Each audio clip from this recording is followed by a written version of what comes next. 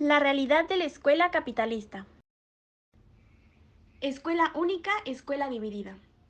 La ideología escolar tiende a presentar a la escuela como un fenómeno único, igual para todos, y que no establece más distinciones que las que se deducen a los méritos y la capacidad de cada uno. El objetivo de la escuela es único, formar y educar. Los niños impregnan más a menos profundamente de la cultura que imparte la escuela, y ella los reúne, los agrupa, los unifica en proporción a su logro cultural. De acuerdo a esta ideología escolar, la escuela unifica a todos los que la frecuentan en el seno de una cultura común, que anula las diferencias ligadas al origen familiar a profesional diverso. La escuela capitalista esconde la realidad de un sistema escolar profundamente injusto y discriminatorio, cuya parte esencial está constituida por secciones desvalorizadas que llevan a los hijos del proletariado directamente de la escuela a la producción y a los trabajos subalternos.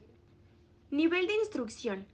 La gran mayoría de los niños escolarizados abandonan la escuela al obtener el certificado de estudios primarios, y muchos de ellos ni siquiera lo consiguen.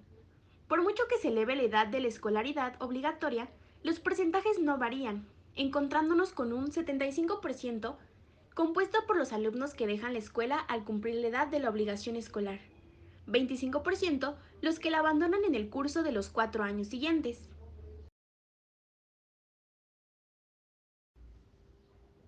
Clases sociales y posibilidades escolares. No todos los alumnos tienen las mismas posibilidades de estudiar. Aún se sigue haciendo una discriminación debido a las clases sociales y la economía. Otra diferenciación estriba en la residencia en el campo o en la ciudad. En las ciudades pequeñas o grandes, los factores geográficos y sociales no son independientes como condicionantes de desigualdades culturales, ya que en las ciudades y especialmente en las grandes aumentan las posibilidades de acceso a la cultura, posibilidades tanto mayores siempre cuando más elevada sea la clase social de pertenencia. Las dos redes de escolarización. Son dos redes que se constituyen por las relaciones que las definen. El aparato escolar capitalista. Este aparato contribuye, en cuanto a la parte que le concierne, a reproducir las relaciones de producción capitalistas, es decir, en definitiva, la división de la sociedad en clases, en provecho de la clase dominante. La división de la sociedad en clases antagónicas explica en la última instancia no solamente la existencia de estas dos redes, sino también los mecanismos de su funcionamiento, sus causas y sus efectos. El ingreso a la enseñanza de primer ciclo, en la que las dos redes ya están diversificadas, está determinado no por la edad, como define la ideología institucional, sino por el origen social de los alumnos. La escuela única está claramente dividida en dos redes contrapuestas, la que produce a los trabajadores intelectuales y la que produce a los trabajadores manuales. Existen dos redes de escolarización opuestas porque la división social del trabajo, que se presenta por lo general bajo las apariencias de una división puramente técnica de las funciones y de las competencias a cualificaciones, en realidad está directamente determinada por la división de la sociedad en clases antagónicas, por las exigencias de la explotación del trabajo en la producción y fuera de la producción propiamente dicha. Dos formas de inculcación ideológica. Lo que se hace a lo largo de la red PP es revisar, profundizar y repartir los rudimentos que la escuela primaria ha inculcado. La red PP suministra una formación que se extiende a todos los campos. Lo característico de esta red es distribuir a los individuos de las clases populares en lugares definidos de la división social del trabajo, ofreciéndoles como único instrumental la formación escolar elemental. La red SS debe preparar para la enseñanza superior, que es su destino cultivar constantemente la abstracción.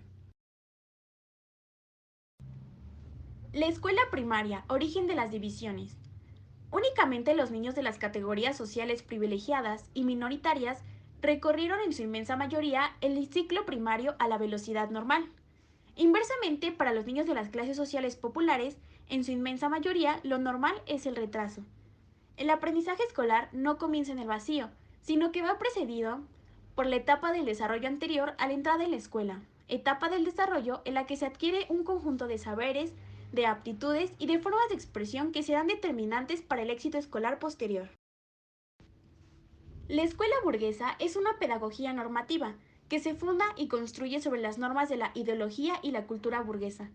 Los niños que no se hayan impregnado en sus aprendizajes preescolares de estas normas y cultura, es decir, que no hayan crecido en el seno de la burguesía, se encontrarán en una franca inferioridad de condiciones respecto a los que lo hayan hecho. El problema escolar, problema político. La crisis de la escuela es una crisis política si se considera que la escuela es el aparato ideológico de Estado dominante, aparato que desempeña una función determinante en la reproducción de las relaciones de producción del modo de producción capitalista. La escuela no es, por tanto, ni el instrumento ni la causa de división de la sociedad en clases, sino más bien su consecuencia, puesto que la división de la sociedad en clases antagónicas es anterior a la escuela. El problema fundamental de la escuela está fuera de la escuela y precisamente en la lucha que enfrenta a la burguesía y al proletariado, en las relaciones de producción. La reproducción social e ideológica. La reproducción de las relaciones sociales de producción se lleva a cabo a través de dos acciones paralelas y complementarias. En primer lugar, asegurando una distribución, un reparto de individuos en los dos polos de la sociedad, la escuela. El segundo camino, a través del cual se asegura la reproducción, es el de la función política e ideológica de inculcación de la ideología burguesa. La función de inculcación ideológica es fundamental en la escuela, ya que la acción de los demás aparatos ideológicos, publicidad, ejército, iglesia, etc., cumple su función de dominación ideológica sobre la base de la inculcación primaria, realizada por el aparato escolar, inculcación que, a su vez, se superpone a la ya realizada en el ámbito familiar antes del ingreso del niño a la escuela.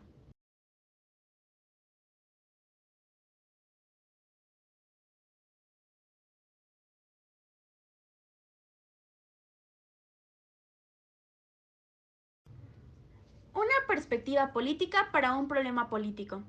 Si la escuela capitalista va unida al capitalismo, debe desaparecer con él. Según el marxismo, el poder político del proletariado es el requisito previo indispensable para el establecimiento de una sociedad sin clases, sin explotación.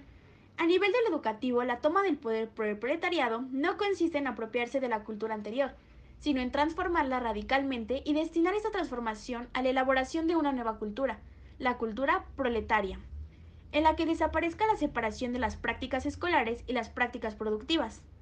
La lucha cotidiana en la escuela contra la dictadura burguesa y la lucha por la dictadura del proletariado, es decir, la lucha por la completa transformación del modo de educación, son inseparables.